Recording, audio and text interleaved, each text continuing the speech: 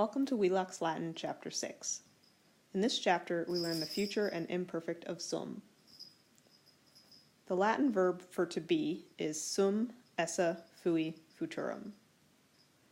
As you recall, the first principal part is the first person singular present active indicative, which means I am. The second principal part is the present active infinitive, which means to be. The third principal part is the first person singular perfect active indicative, which means I was. And for this particular verb, although not all verbs, the last principal part is the future active participle, which means about to be. Let's learn the future of to be.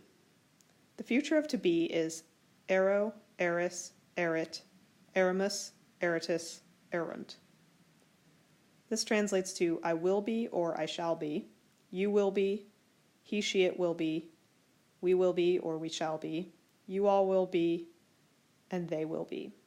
If you're wondering about the difference between will and shall, it used to be that in the first person, shall was the default, I shall be, and you only used will for emphasis, I will be. The opposite was true of the second and third person. Will was the default and shall was the emphatic. In current English, shall is falling out of favor, and will is now the default. The imperfect of to be is eram, eros, erat, eramus, eratus, erant. This translates to I was, you were, he, she, it was, we were, you all were, and they were. Notice the long A and eros, eramus, and eratus. For this particular verb, there's no difference in the translation of the imperfect and the perfect. Both translate to I was. In this chapter, we also learn about the verb possum, to be able. Possum is formed by taking the adjective potus, meaning capable, plus the verb to be, sum esse fui futurum.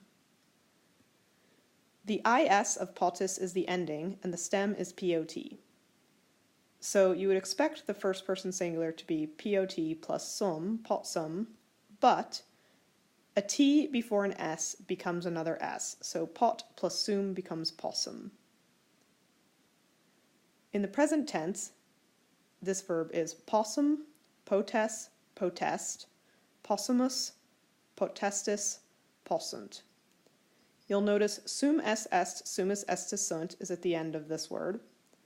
In the second person singular, third person singular, and second person plural, we have pot.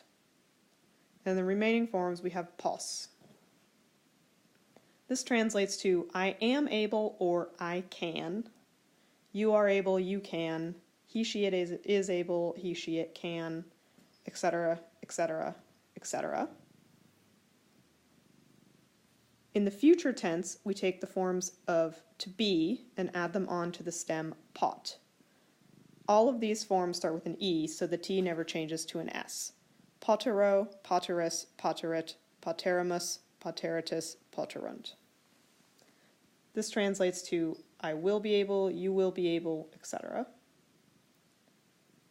In the imperfect tense, we take again the stem pot plus the imperfect forms of to be, all of which start with a vowel E, so the T never changes to an S. Poteram, poteras, poterat, poteramus, poteratus, poterant. This translates to I was able, you were able, etc. The last thing we learn in this chapter is the complementary infinitive.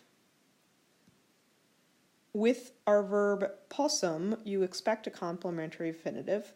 Let's also look back at the verb debeo, which we learned in chapter 2. To owe or ought. This verb also expects a complementary infinitive. Both need an infinitive to complete the meaning. That word complete is related to the word complementary with an E, meaning something that completes, as opposed to the word complement, which is like, my, you look lovely today. My kitty says hi, by the way.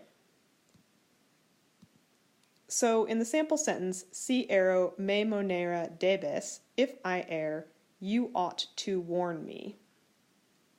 To warn is a complementary infinitive, monera. I label that si inf for complementary infinitive, whereas debes is the main verb.